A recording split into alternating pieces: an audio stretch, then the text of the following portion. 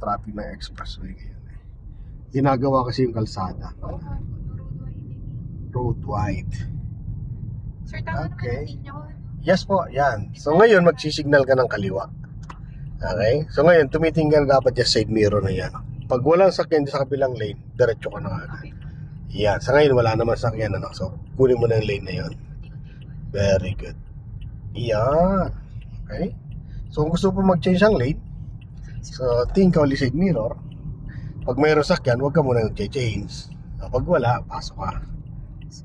Yan. Ano? Ganun lang. Sir, dito lang ako. Pag okay ka na dito, so tanggalin yung signal, so posisyon ka. Dito na lang yung attention mo, nasa unahan na lang.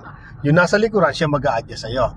Kaya lahat ng mali na gagawin mo dito, siya mag-a-adjust. So pag nasa siya sa di niya kaya mag-adjust, o ayaw niya mag-adjust, bubusinahan ka niya. Okay? So para hindi ka mabusinahan, yung dalawang guhit na yan, huwag mo lang sasagasaan. Okay? Ito sir, tama naman tayo. Nasa gitna naman po ako. Opo, nasa gitna naman siya. Yan. Ayan. Kita mo na yung kabilang guhit saka dito, so nasa gitna ka naman. So makikita mo naman kung nakadiretso yan, yung mata mo nandun sa unahan, then makita mo siya. So kala mo sakop mo buong kalsada. Pero kung tinan mo yung nasa unahan mong kotse, ang liit, di ba? So ang laki ng space ng kaliwat kanan. So ganun lang kaliit talaga yung ating sakyan dyan sa guhit na yan. So wala kang alalanin kung masasabitan kang kaliwat kanan. Basta wag ka lang didikit o sasagasaan yung guhit na yan. Maigit na mo lang yan, nasa posisyon ka. Okay? Tapos ito sir, minimum naman natin na takbo dito is... Ang speed limit dito actually 80. Okay po. So ngayon, ang pinaka-minimum dito at least 40. Okay. Kung ang takbo mo kaya mo lang ay 40, yun na muna. Pero kung kaya mo na mag 50 km per hour, yun na yan, 60. Okay? O 80. Mayroon din 100 km per hour. Kung saan ka muna komportable, yun muna yung speed mo dapat. Alam mo, ganyan. O, nasa 70 ka na nga, eh, no? So, pag lumalagpas ka ng 70 niya, para ka nalulunod na. Hindi ko nga nararamdaman sir, yung 70, 80 tayo. Kasi yung nasa unahan mo, bilis. Ayun, ganun lang yan, ano? Pero pag pakiramdam mo medyo nalulunod ka sana, so, tanggalin mo yung gas mo, alalay ka ng brake.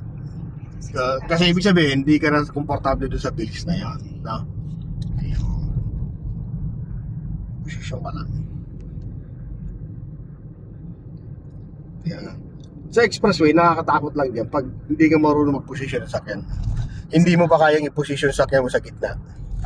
Tapos hindi ka marunong mag-change ang lane. No, hindi mo pa alam kung paano mapunta doon.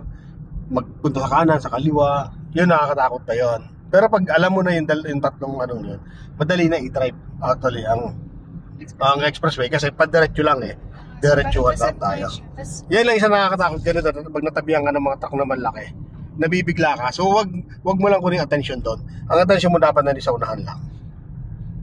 Ano, i-ignore mo lang 'yon. Although na yan, naririnig mo siya, kailangan yung ano mo dito, focus na dito. Nandito talaga. Kasi pag yung focus mo napunta sa kanya, dito mawawala ka sa lane. Mawawala ka sa lane. So kung saan ka mapupunta na. Para mawala 'yon, dito ka lang. Bayaan mo lang tabihan ka ng malaki sa sakyan.